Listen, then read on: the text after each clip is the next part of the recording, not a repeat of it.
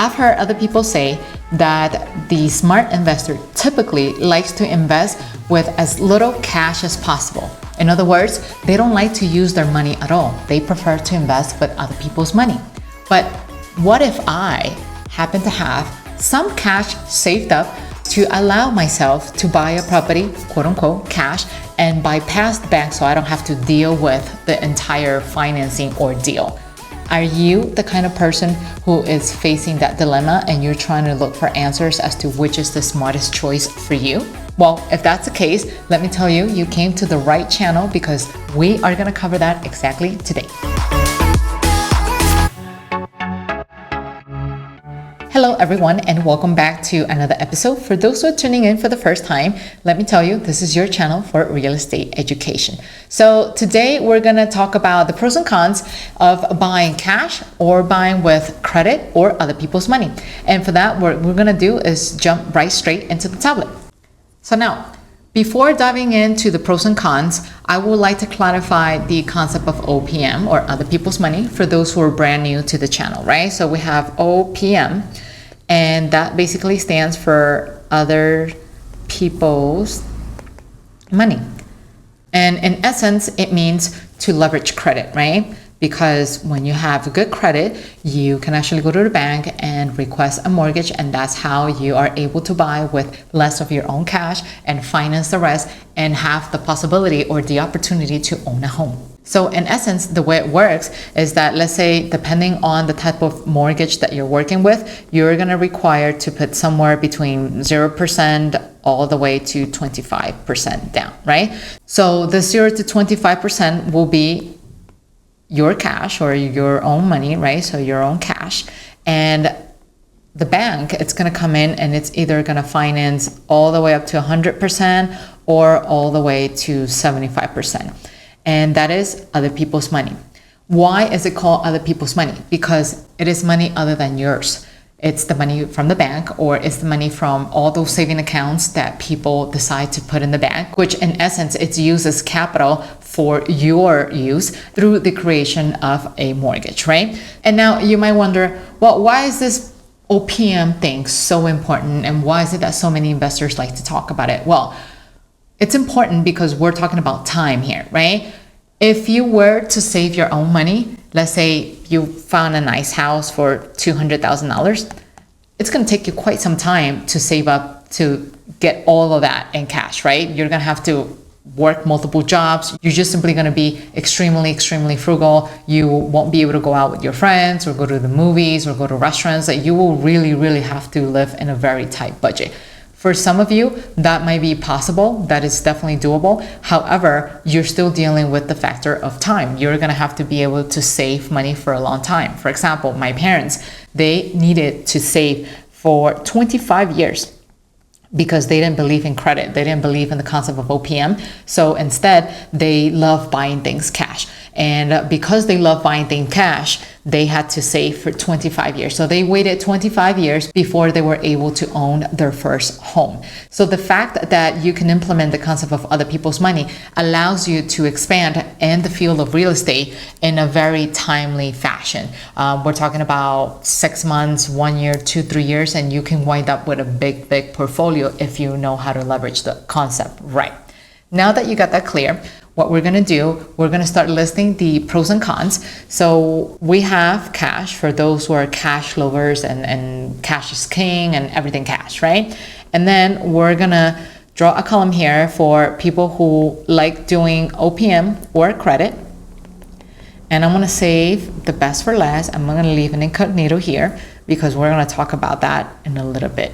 So one of the biggest things when it comes to buying or investing in real estate with cash is that you can facilitate yourself a fast closing, right?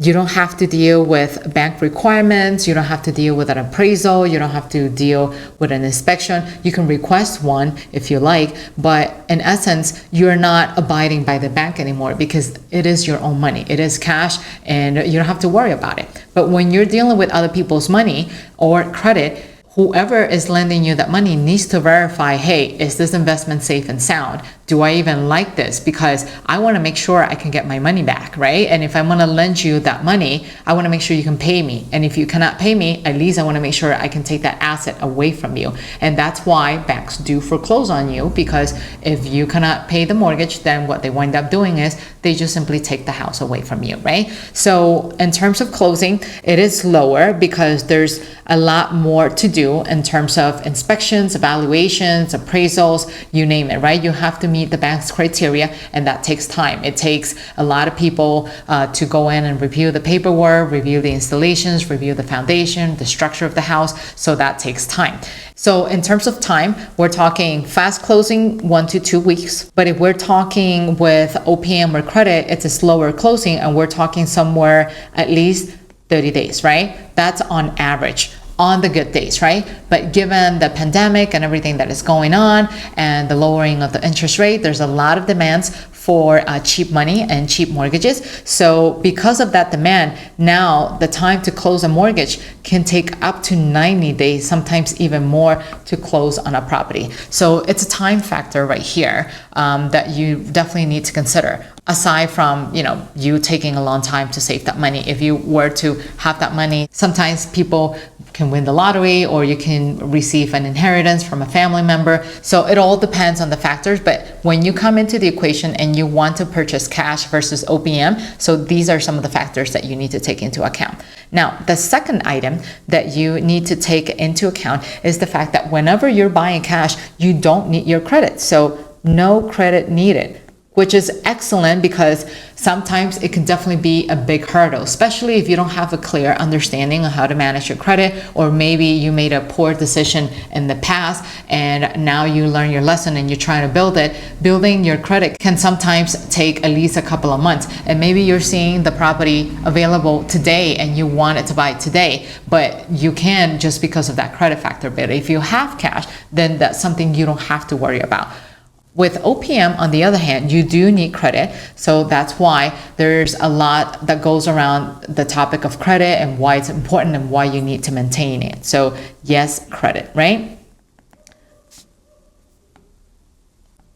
Now, on to the third point. In order for you to invest in real estate cash, you will need a lot of cash, right? Just like I said here. So assuming you found a house for $200,000, as you can see here, it can sometimes take you quite some time, at least 10 years, sometimes even 25 years, like it did my parents, in order for you to be able to afford a house. So again, in the topic of cash, if you're gonna buy a house cash, you're gonna need a lot of it. Meanwhile, when you're using OPM money, you need less of it because of this same concept that we talked about right here, right? So you put just this much of your money, and then you let the bank take care of the rest. Now, on to the next point, and this one is actually quite interesting. So whenever you buy a property with cash, you have a high acquisition power. So high acquisition power. However, you have fewer choices. Isn't that interesting? And whenever you're buying with OPM or with credit, you have a lower acquisition power, but you have more choices. And what do I mean by that? So let's say, for example, you saw a house, $200,000, that's the number we're using as an example, and you wind up saying, hey, you know what? I have this house here. I really like this and I have all the money to buy it. So I'm going to bid on it all cash.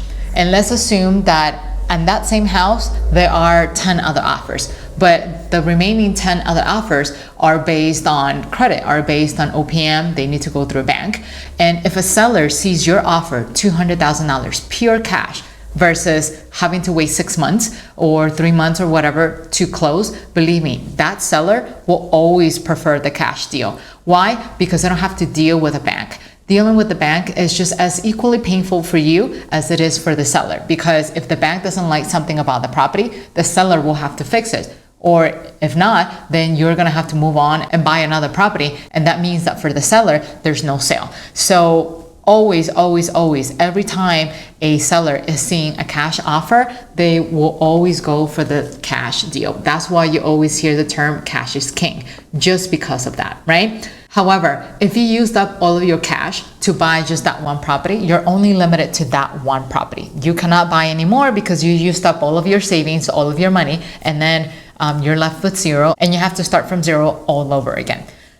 With OPM or with credit, yes, you do have a lower acquisition power. Why do I say that? Well, because of the example I just explained, cash versus credit. But let's assume we remove the cash factor from the equation and you're bidding against other offers, other 10 offers that are offering the same closing with the bank and the whole credit ordeal and stuff like that. Now it becomes a matter of money, right? Because all the factors are remaining the same. Now it becomes who's making the biggest offer. So let's say, for example, if your bank only approved you for $200,000 and all the people are coming in and saying, oh, well, I got 300,000, 400,000, and they bid 205 and the next person bids 210, that means the seller will obviously go for the higher offer, even though he or she may still have to wait 6 months because there's no cash deal in the equation. So in this case, when you're dealing with credit or OPM, you do lower your acquisition power because you can easily get outbid by other people.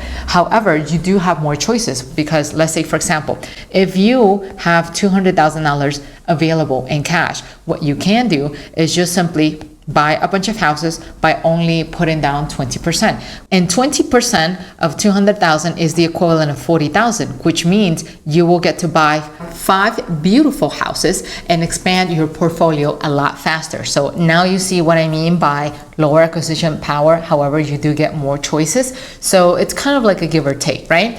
Now, moving along. And if you're enjoying this episode, do not forget to hit the like button right here so you can help other people like you who are looking for information like this because you're helping the episode rank and make it readily available for them in their search. Now we have a blank page right here, so we're still going to do the same comparison. So we have cash over here, then we have OPM versus credit, and we still have the incognito right here. Number 5, when you're buying a property cash, you wind up with a higher cash flow.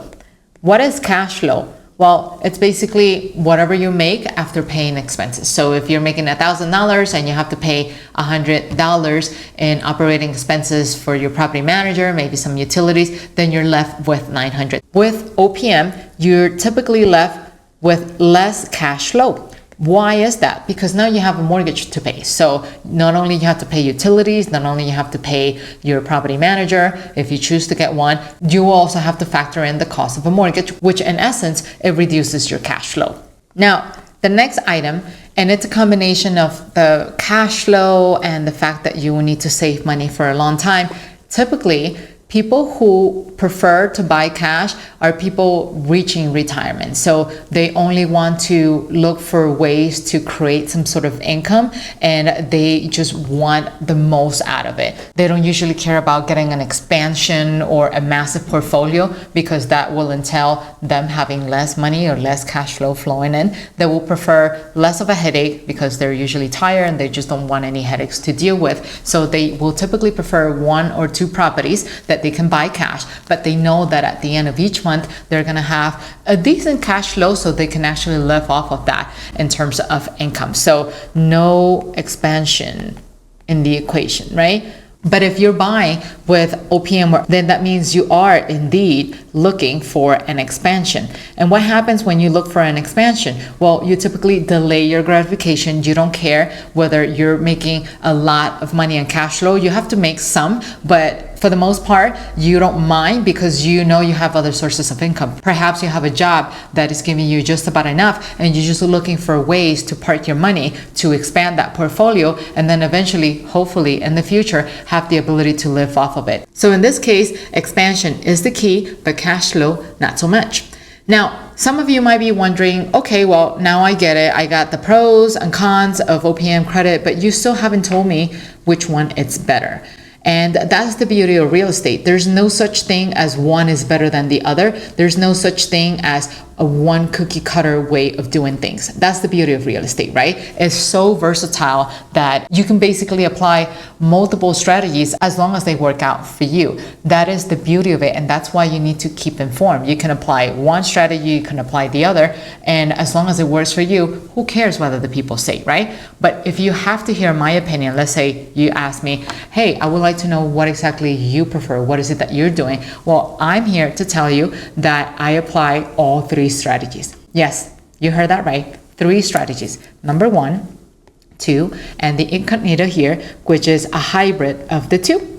And that's why it's important for you to remain educated in the topic. And here's what I did, right? I'm sure that if you've been following me for quite some time, some of you might have seen the video where I talked about how I purchased 17 units in less than 3 months. And for those who are curious, who haven't seen the episode, I'm gonna leave the link down here in the description box for you to check it out. But in essence, what I did was the following. There's a property that was purchased cash, and we just bought it plain cash, right? Then we took that and we decided to apply a cash out refi. And for those who don't know what that is, let me tell you, I have created 2 episodes about the subject in the past, and you're gonna find those here in the description box below so you can learn more about cash out refi. But moving along with this, in essence, what a cash out refi is, let's say, for example, that the property that I bought was in fact $200,000. So the bank have a certain percentage that they're willing to lend you to. So let's say one could be 80 LTV. Some of the banks, they do 75 LTV. And LTV stands for loan to value, and that just simply means how much they're willing to lend you against your house. So in essence, what you do is create a new mortgage, but this time, instead of you paying the bank, you receive the money from the bank, right? So 80% LTV will be $160,000, and 75 will be 150, right? So what I did was, with this cash out refi, I took that money and I bought multiple properties, applying this strategy right here of OPM. So I bought one house, let's assume I put 20% down, and then I financed the rest, and then I bought another one for 20% down, and I bought another one for 20% down,